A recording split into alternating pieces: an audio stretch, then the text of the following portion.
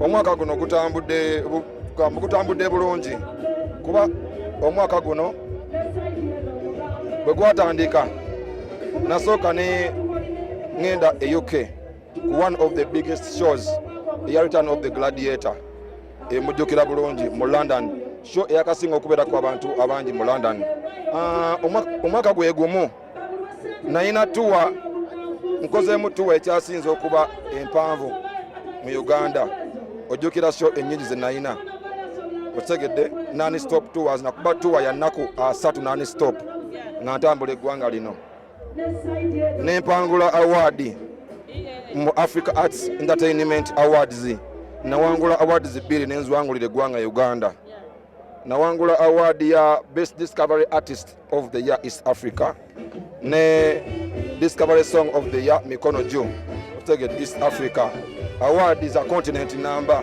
Naye ng'omuntu oyo akoze ebintu ebyo y'omuntu omwaka gumu oguyise emabega nali sikkirizibwa kukola ki kugenda ku stage kuyimba mpaka we twategeragana bulungi n'abantu bannayuganda ne baddamu ne bampa omukisa omulala. Era kino nkakasa nze nganze Big Eye newa award ya Artist of the Year. I am the Artist of the Year. Abaddeko ne Diamond Oscar ne tumugamba n'atugamba anyirira nnyo ne tumugamba na Uganda omuyimbi gwe tumanya anyirira asinga ye Big Eye. N'agamba mu Big Eye omwegezaawo watolina na tatu wadde ye miliyoni yalina miliyoni 2-3 anyirira alinga ba Wizkid Basake ba Burna Boy. Kati lwaki tumukugezaako? Nina tatu ndowooza kanjogereko obwogezi simbu netisa ku minzaani. Nina tatu ndowooza semmanyi ezina ebimu ku bigambo ebisinga omuwendo. Nakatatu aka katono naye kamaanyi nnyo kaakano kalaba